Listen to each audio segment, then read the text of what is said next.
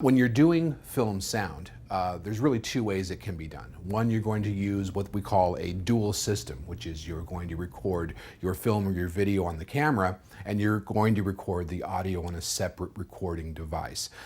The other way to do it, of course, is to record the audio directly to the camera, which is very common with documentaries or low-budget features and other kinds of projects like that. So we're going to cover kind of both of those. But before we do, we want to talk about the most important piece of gear for film sound. Of course, that's going to be the microphones. There are several kinds of microphones, and we need to cover exactly what those are. The first and most common kind of microphone is a dynamic microphone. It's often used for vocalists and singers and bands. A dynamic microphone operates on the principle that the vibrations of the voice turns the sound into an electrical current. Dynamic microphones are very insensitive microphones. They're meant to be held directly up to the mouth, and they're meant to be sung into loudly or spoken into loudly or screamed into in the case of rock and roll.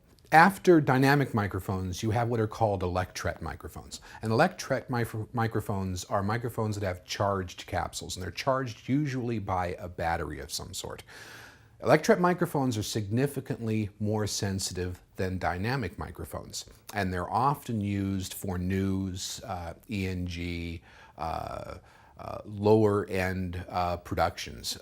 They're very good microphones. Here's a great example of a Electret microphone. This is a Sennheiser K6 ME66 Electret microphone. And this microphone, as you notice, has a pretty long, what's called an interference tube. And an interference tube actually takes the sound and moves it down the capsule and allows the microphone to be a little bit farther from the subject than a dynamic microphone, for example. You know, they say first things first. Well, first things are location. It's amazing how many directors don't take into account that their location is next to a freeway.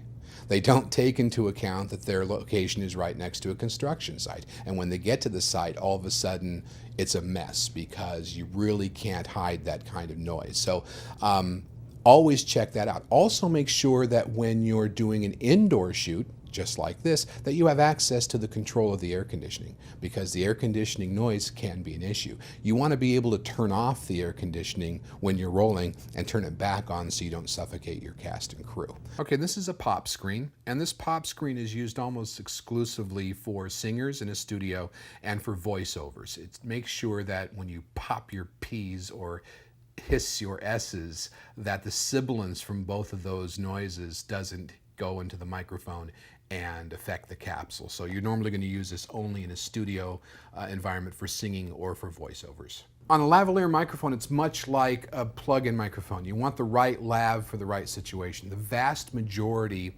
of lavalier microphones are going to be omnidirectional microphones. And the reason for that is, the one I'm wearing, for example, now is an omnidirectional microphone. And the reason for that is if your talent turns their head, you don't go too far off axis.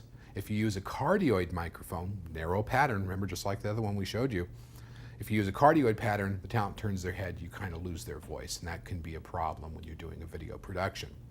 You'll most often see a cardioid lavalier microphone in a live situation where you're trying to avoid feedback. You've got a very live stage situation. Somebody who's doing a seminar might use a cardioid microphone if they've got a very live stage and they're trying to avoid feedback. But once again, they have to be careful about turning their head and losing some of the audio.